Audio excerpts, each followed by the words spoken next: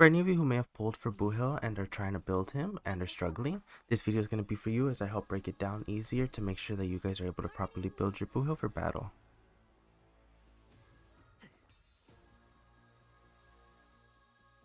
Now for BOOTHILL, the way BOOTHILL works is basically his E, which is his skill, it taunts, and then he enters standoff against the enemy, which enhances his basic attacks, and bonus damage in standoff is increased.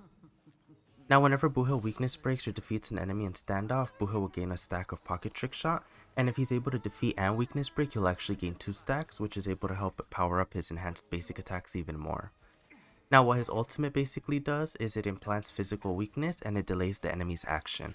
This can help you to delay the enemy's action and ensure that they're not getting as many turns while also giving them that physical weakness so that BOOTHILL can shred them. Now his technique will allow BOOTHILL to apply physical weakness versus an enemy when BOOTHILL uses his skill for the first time against somebody.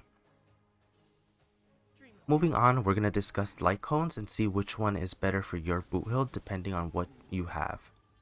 Now for Lightcones, we have Sailing Towards a Second Life, which is his signature Lightcone. This increases the wearer's break effect by 60, and the break damage dealt by the wearer ignores 20% of the target's defense. When the wearer's break effect in battle is at 150% or greater, their speed is increased by 12%.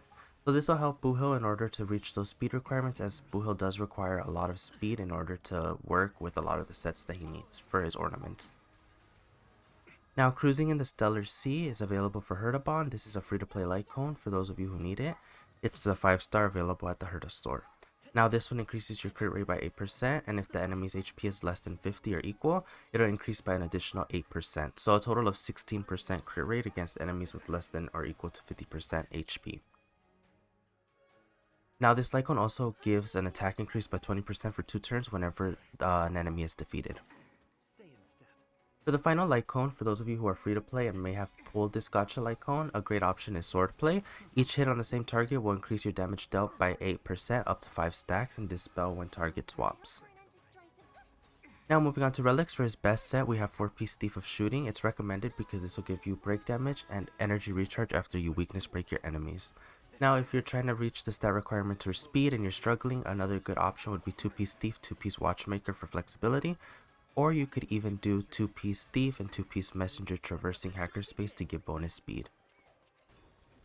Basically use whichever ones you have that are going to give you the most speed to be able to use with your ornaments.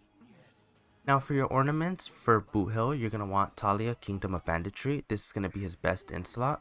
You're going to want for his break effect to be at its highest, about 145 speed. Now the next best in slot is going to be Firmament Frontline Glamoth. This is going to require 135 or 160 speed for the highest damage boost possible.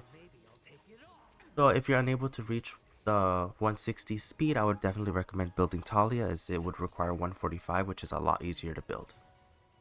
Moving on to Relic stats, for his main stats, for his body, you're going to want crit rate or crit damage.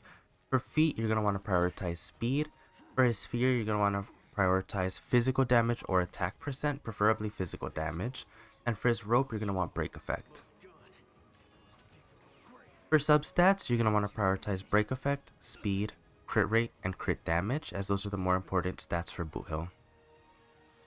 Now moving on to the recommended amounts, for BOOTHILL you're going to want to build him with about 200% or above break effect.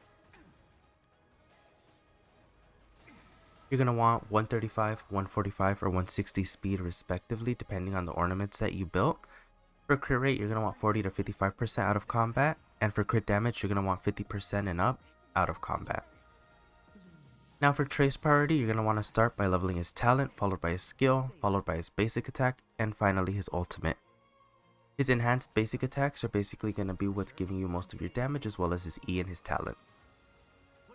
Hopefully with this guide, you guys are able to maximize your BOOTHILL's damage potential and get that Space Cowboy ready for battle, as I know he has a lot of requirements in terms of stats and it can be tricky to build and remember exactly what BOOTHILL needs.